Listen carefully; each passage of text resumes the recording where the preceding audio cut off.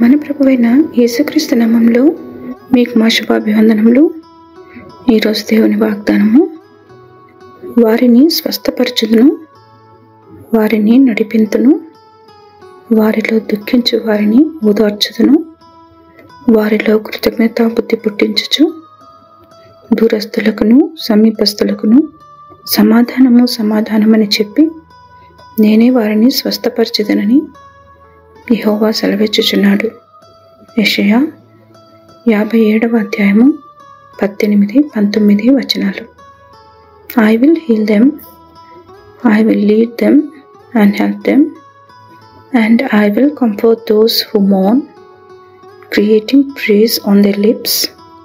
Peace, peace to those far and near, says the Lord, and I will heal them.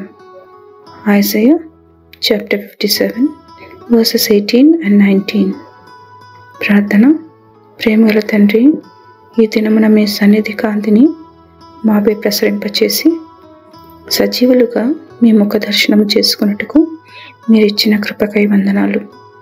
అమూల్యమైన మీ వాగ్దానములచే మాకు ధైర్యం ఇచ్చి ఆదరించి నడుపుతున్నందులకై కృతజ్ఞతలు.